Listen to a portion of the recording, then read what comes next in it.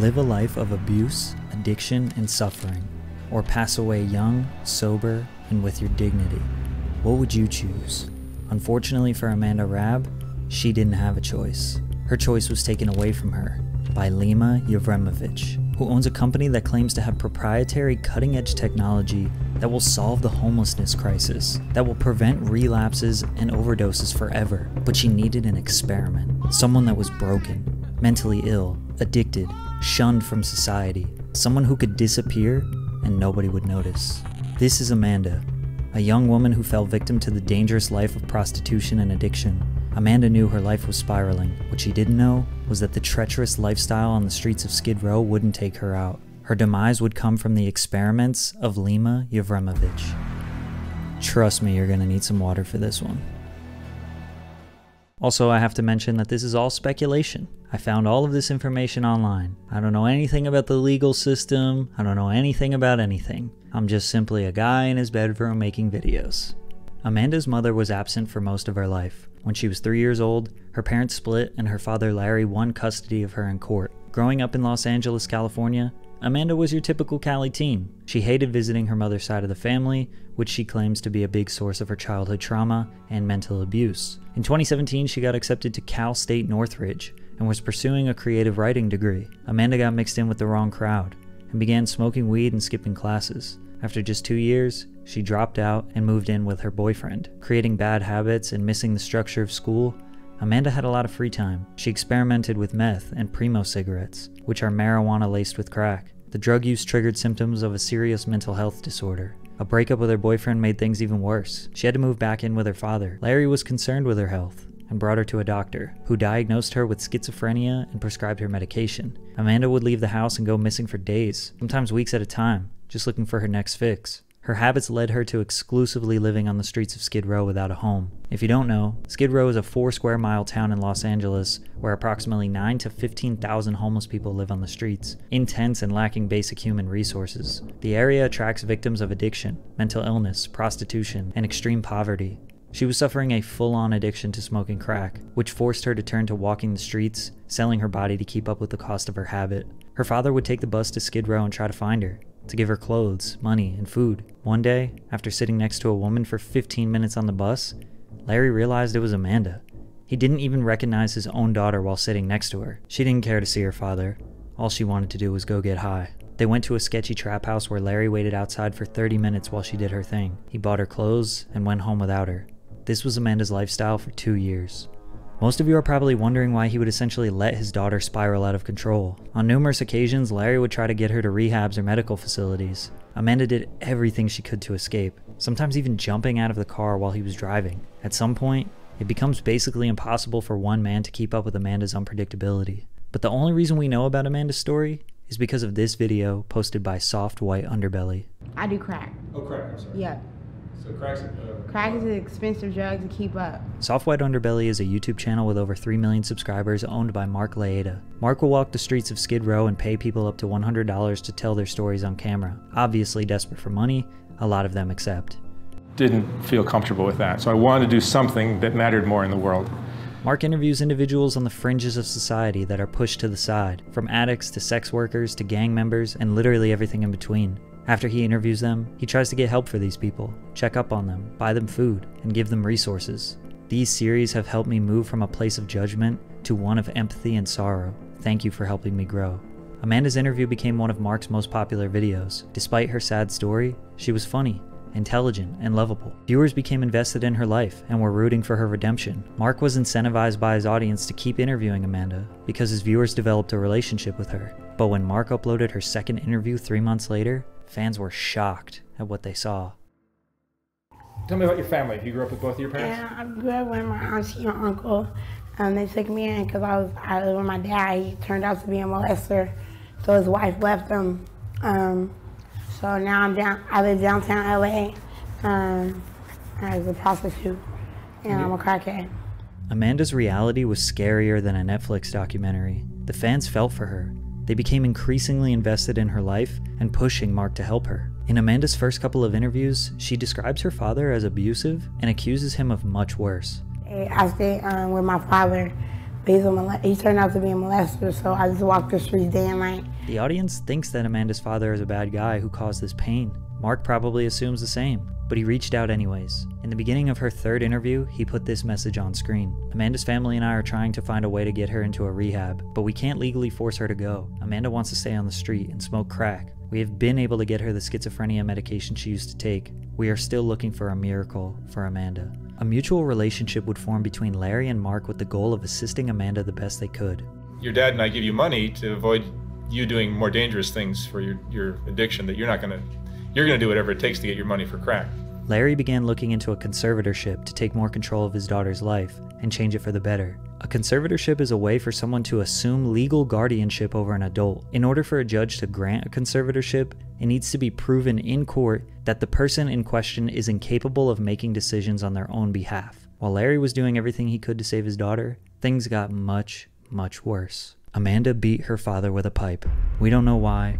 We don't know where they were. We don't really know any details about this situation other than what her dad told Mark, which was that there was an altercation and Amanda assaulted Larry. Immediately after, Larry called Mark and asked him what to do. Mark instructed Larry to have Amanda arrested so they could secure a conservatorship, but Larry wouldn't be Amanda's conservator.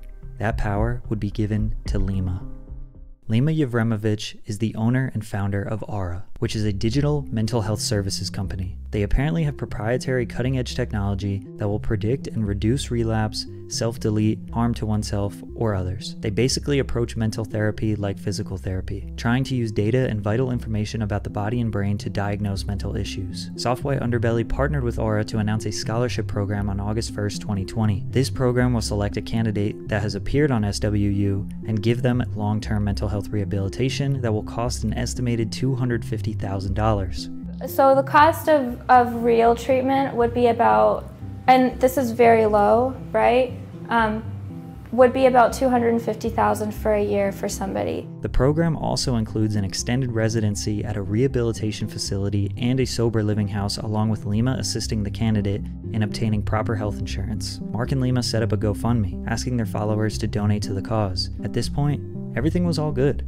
This seemed like a positive and genuine initiative. Lucky for Amanda, Mark and Lima see her as the perfect candidate to be the poster child for Aura. With paperwork in hand, Lima appears at Amanda's court date and convinces the judge and Amanda to agree to a court-ordered, 1-year-long rehabilitation treatment at a facility. If Amanda does not complete her treatment, she will be sentenced to 3 years in jail. Obviously, there wasn't much of a choice for Amanda. She wouldn't have even been in this position if Mark and Lima had not instructed Larry to have her arrested after the pipe incident. Then again, if someone beats me with a pipe, I'm probably calling the cops. Also, most addicts are not ready to accept help, so they reject it. Some people even think this whole situation is entirely made up, but regardless, Lima now has complete control over Amanda for the next year of her life. So you chose Amanda. Yes, I chose Amanda. Which I think is very brave of you. Thank you. And I chose Amanda with you specifically because you and I both discussed this, and not only does Amanda have a lot of people praying for her and a lot of people that really want to see her get better. Mark and Lima changed the GoFundMe to show that Amanda was chosen, and Aura resources will be used for her journey in rehabilitation. Amanda was kept in jail for 3 months before being transported to a temporary rehab center in Claremont, California, but ultimately received most of her care at Desert Hope Treatment Facility in Las Vegas. Her first treatment update with Aura is posted at the end of October 2020. Fans were happy to see her being coherent and somewhat mentally sound. Also in rehab, there was volleyball, karaoke, bingo nights, a smoking pit, and daily group therapy. 7 months after the first update video, another would be posted showing further recovery. A smiling, clear-headed Amanda was present and excited about her new, healthier mindset, despite her clearly unhealthy amount of weight gain. She also mentions that the medication she's been taking is helping her with cravings and schizophrenia. At this point, we're not really sure what Aura is doing that a normal rehab couldn't do, so people have been asking, like, what is this cutting-edge technology that Aura uses? All we found was this clip. Oh my God! What the fuck? Oh! Oh my God! I made it. Lima posted this strange video on the Meet Aura Instagram, where Amanda seems very distressed. We think this is the Aura facility, but if they're studying her and using cutting-edge technology, why are people filming her and laughing? She's wearing a VR headset in a room that looks like a Twitch streamer's room, with people laughing at her behind the camera.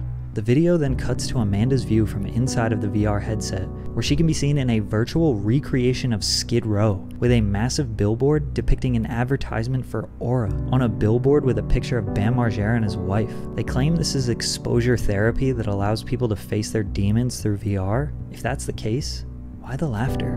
Why are they running ads in a therapy session? After seeing that post, I began to think about who Lima really is. Why does this video come off so disingenuous? And what makes her even qualified to be doing this therapy? Lima graduated Carleton University and University of Guelph, getting a bachelor's degree in political science. But Lima didn't enter the world of politics. She took a big interest in VR tech and the future of it. She started a blog spot called Move Monster Tech, where current events in the worlds of tech, where she posted about current events and breakthroughs in technology. But it failed because it has to be one of the worst names a company could ever have. Imagine saying to one of your friends, "Did you see what was written in Move Monster today?" Her second company she founded was The Last Star, which was a corrections, education, and behavioral counseling organization with the mission of cutting down the incarceration rate within North America. But only one website describes it that way. Any other mentions of her first company are almost word for word the exact same ambiguous characteristics as her current company, Aura. A keynote to make about Aura is that no one, not even Lima, seems to accurately describe what they actually do in detail. In interviews, their website, and social media, it is described in vague wording, copy-paste messages and buzzwords. If we go to the website and look at the products, a drop-down for how Aura works is shown. Clicking this brings us to a page that describes a vague app that is used to monitor patients, and when you click on the Learn More tab at the bottom, a new page is displayed, a template page that has example messages across the entire thing. This is where you land if you want to learn more about Aura. They didn't even finish the website or bother to delete all this filler text. They even have a step-by-step process on how you can get someone into a conservatorship, all with details coming soon. Some people think it's not that deep, it's just an unfinished website. But for someone claiming to have proprietary intellectual property, running experimental VR technology therapy on mentally ill patients, most people thought if Amanda was their relative, they probably wouldn't want her in the care of Aura. She's great. Lima's great. Yeah, Lima came out of nowhere and just kind of made this all happen, didn't she? Definitely. She made a lot of things happen. She's a different person. Yeah, You've transformed Amanda.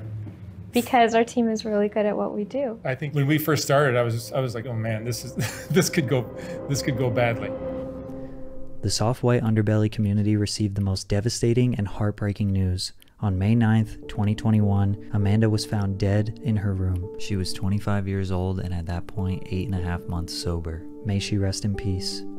She proved everybody wrong. She'll be remembered for her strength. The community was absolutely floored by this news. They made peace. She passed with her dignity, with strength, clear, coherent, and sober. Lima and Larry were the ones that broke the news to the community.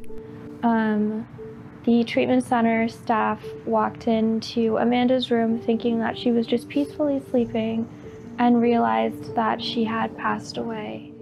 Well, I know that they did a toxicology report. All she had in her system was Tylenol. She simply passed in her sleep. Now, there was a toxicology report, but no autopsy at this time. So Lima tried her best to explain how it is possible that Amanda passed away naturally. Brain trauma, from obvious mental issues, and even brutal beatings on the streets. Her going from severely underweight to very overweight in a short period of time. A long history of drug use was enough to deteriorate someone even if they are sober. It's not out of the question. When someone does that much damage to their body and brain, any day could be their last. So when I met Lima, it was just a change in my life. The community didn't hear much about Amanda until Lima posted a video 4 months later of her giving a touching speech at Amanda's funeral. But it was when the autopsy report came in 7 months later, in this video, where people started to raise suspicion. And so they just marked it as a seizure disorder. If they had gone the route of doing post-traumatic epilepsy, if the traumatic brain injury and the assaults were well documented. Firstly, Amanda never had seizures and died of a seizure. Secondly, this video talks about Amanda's autopsy for exactly 1 minute and 49 seconds. Then the rest of the 17 minutes, Lima talks about how to solve homelessness, how California spends $16 billion per year to keep homeless people on the streets, how Aura has a plan to solve homelessness for cheap, how Aura has a supplement that you can buy, and how Amanda's treatment was so effective and essentially proof of how they can successfully solve this much bigger problem. The video is nothing short of an advertisement for Aura. People started to think that Amanda was just one big experiment for Lima's company. One of those people that was curious was BJ Investigates, or That Surprise Witness. They're the same person, who I must thank for the hard work that she's doing. She's a lawyer and YouTuber who dives deep into court documents and other legal documents to fact check what is being released to the public, and she exposed some lies. BJ got a hold of Amanda's official autopsy report. Lima lied about Amanda's death.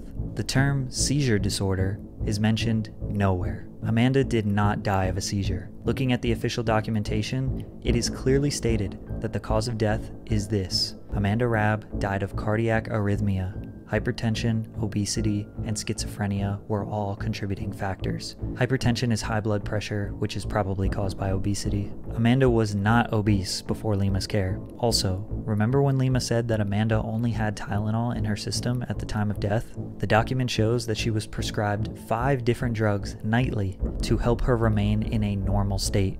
Gabapentin, cotinine, and caffeine were found in her system, along with trace amounts of cannabinoids and barbiturates that accompany the Tylenol. Amanda died under Lima's conservatorship. Aura's treatment and their rehabilitation technology were not successful because it was supposed to be 1 year and she was supposed to survive. Plus, for it to really be successful, Amanda would also have to remain sober and integrate back into society. She lied. There is no arguing against it.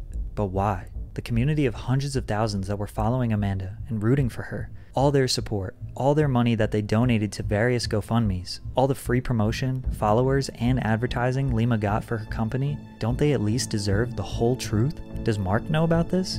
Does he know that he broadcasted a fabricated story? Does Larry know about the real reason his daughter passed? There are a ton of different reasons why this happened, and a lot of extremely complicated things to consider, but we can speculate on 3 different theories on what exactly happened, from sad to dark to sinister.